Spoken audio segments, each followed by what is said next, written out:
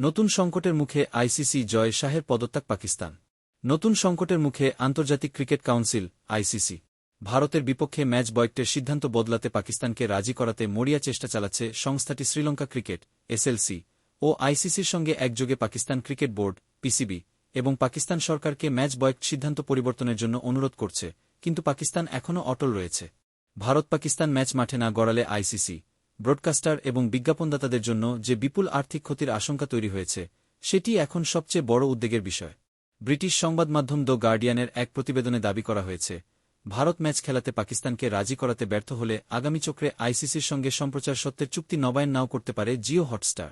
ওই দুই দেশের ম্যাচটি শুধু ক্রিকেটীয় প্রতিদ্বন্দ্বিতা নয়, এটি বিশ্ব ক্রিকেটের সবচেয়ে বড় বাণিজ্যিক সম্পদ।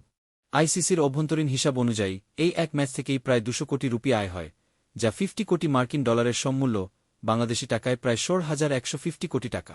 2023 সালে জিও হটস্টার 3 বিলিয়ন মার্কিন ডলারে, বাংলাদেশি মুদ্রায় 36,729 কোটি টাকা আইসিসির সম্প্রচার সত্ত্ব কেনে, যেখানে ভারত পাকিস্তান ম্যাচের ভূমিকা অনস্বীকার্য।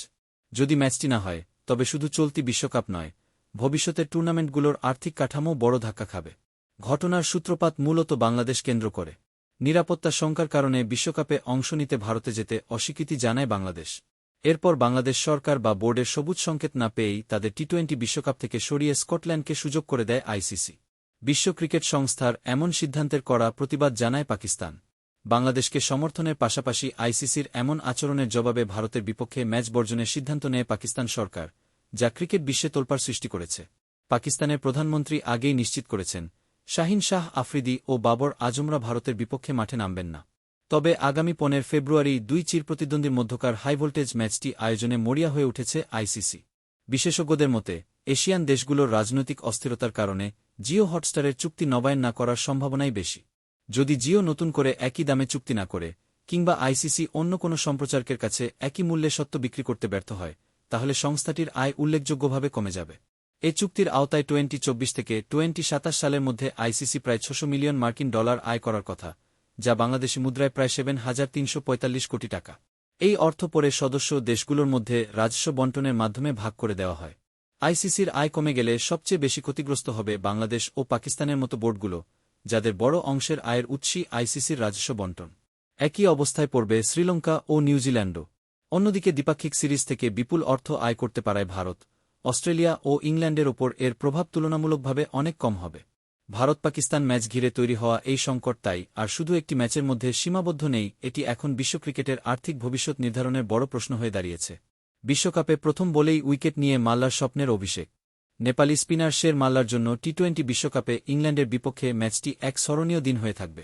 আন্তর্জাতিক ক্রিকেটে তার প্রথম ম্যাচে, তাও বিশ্বকাপের মঞ্চে, তিনি প্রথম বলেই উইকেট তুলে নিয়ে দারুণভাবে অভিষেক ঘটিয়েছেন।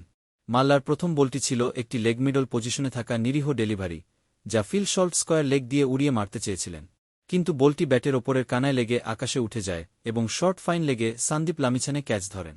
এই উইকেটটি ছিল সল্টের মতো বিধ্বংসী ওপেনারের বিরুদ্ধে। মাল্লা তার প্রথম বলেই এই উইকেট নেওয়ার পর খুবই উচ্ছ্বসিত হয়ে ওঠেন।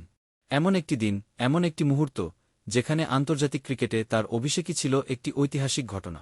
তার উদযাপন ছিল স্বাভাবিকভাবেই বাঁধনহারা, সারা মাঠে দৌড়ে চলে যান আনন্দে।